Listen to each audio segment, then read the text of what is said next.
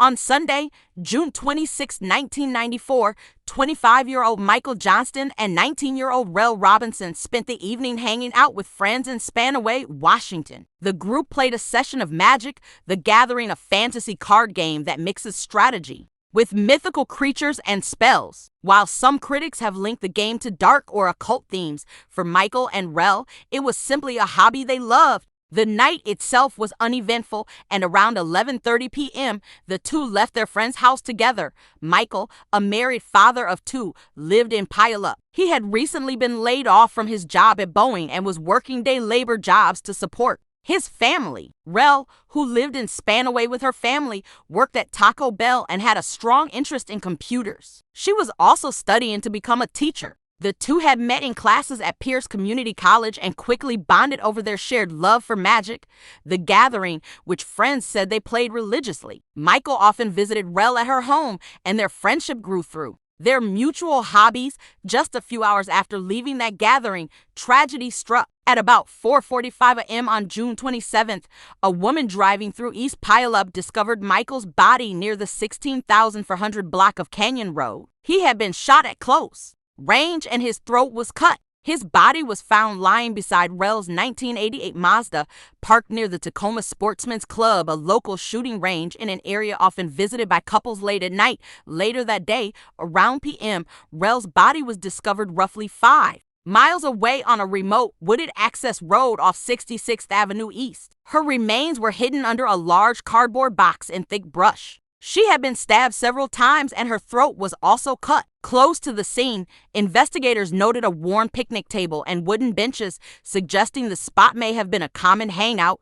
Pierce County Sheriff's Detective Fred Rainier later explained in an interview with Unsolved Mysteries that the two victims appeared to have been forced to dress in a hurry. Rel was found wearing Michael's t-shirt inside out, and detectives believe the pair was removed from her car at gunpoint. Investigators also suspected that Michael wasn't the intended target, that the killer's real focus was Rel. Investigators noted several small puncture wounds on Rel's neck, marks that suggested someone had pressed a knife against her skin to keep her under control. Soon after, detectives uncovered that Michael and Rel had been secretly involved in a romantic relationship. This hidden affair led police to consider jealousy as a possible motive for the brutal killings. By piecing together witness accounts and physical evidence, authorities outlined a likely timeline of what happened. After leaving their friends' house in separate cars, Rel reportedly picked Michael up at the parking lot of Spanaway Junior High, not far from her home. His car was later found abandoned there. Sometime after a.m.,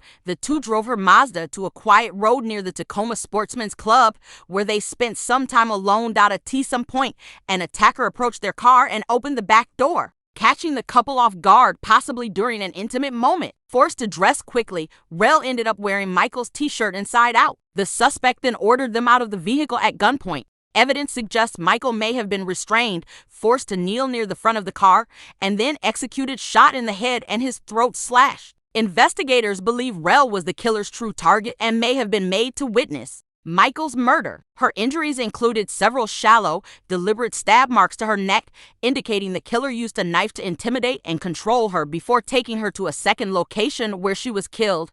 The case took an even darker turn when one of Rel's friends, Kevin McMichael, revealed that months before her death, she had confided in him about a possible stalker. Rel had told a co-worker that around 3 to 4 months earlier, a man had begun showing up regularly at the Taco Bell where she worked. She admitted to having lunch with him once, but after that, he wouldn't leave her alone, appearing wherever she went and even following her home on several occasions. She described him as a white male, 25 to 30 years old at the time, around 5'10", about 170 pounds, with brownish blonde hair, acne, and a noticeable slouch. Witnesses also recalled seeing him driving a truck loaded with large panes of glass, leading investigators to suspect he worked for a glass company. Since he was spotted frequently in the area, police believed he likely lived nearby in the Parkland Spanaway community.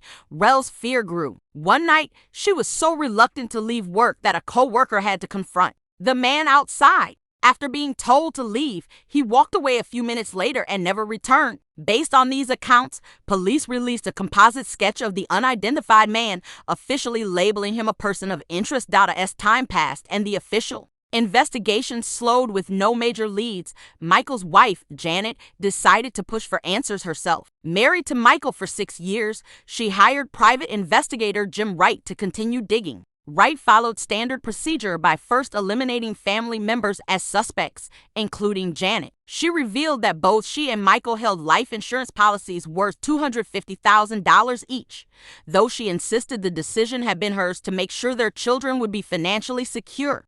Janet also admitted she knew about Michael's affair with Rel, but said she didn't know how serious it was or whether Michael intended to leave her. Police had already cleared Janet after a polygraph test, and Wright also found nothing linking her to the crime. What he did uncover, however, was a hidden side of Michael's personal life, one tied to fantasy role-playing, occult interests, and darker themes than most of his friends or family realized. Michael had built up a large collection of books and items tied to black magic and the occult. Because of the violent and almost ritualistic nature of the killings, private investigator Jim Wright theorized that the murderer might have had ties to that world, or at least believed Michael and Rel were involved in it. Still, despite following this lead, Wright eventually ran into dead ends. A year after the murders, progress had stalled and the case had gone cold. One piece of evidence, however, has continued to stand out: the cardboard box found partly covering Rel's body. Measuring about 2 by 3 feet,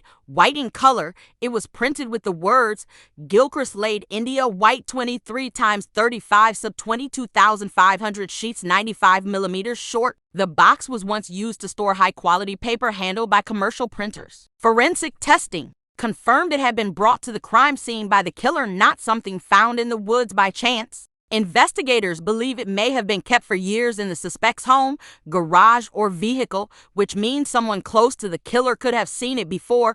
Detectives also pointed to another clue: the weathered picnic table and to 5-foot wooden benches discovered near where Rel's body was hidden. They suspect the furniture may have been transported there by vehicle and left behind after the crime.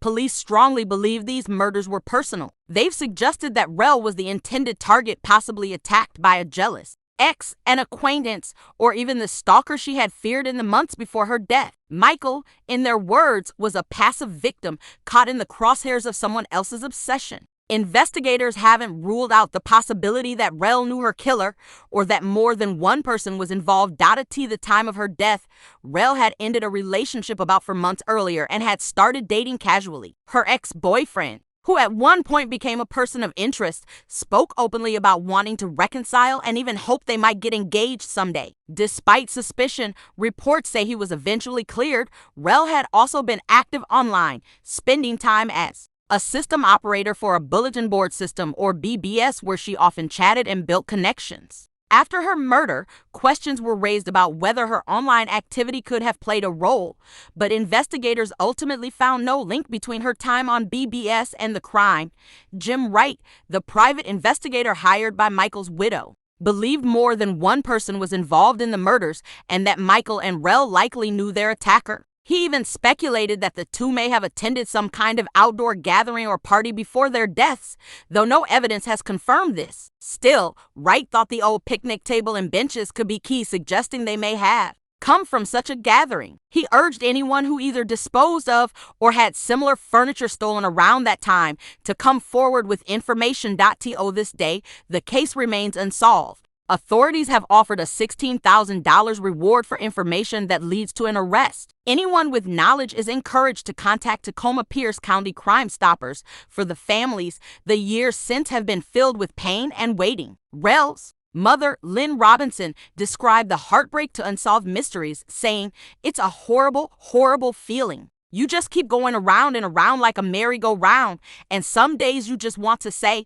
'Let me off,' and you can't. You'll never get off of it." Michael's father, Ken Johnston Seoster, holds on to his own hope for justice, either in this life, he said, or the next.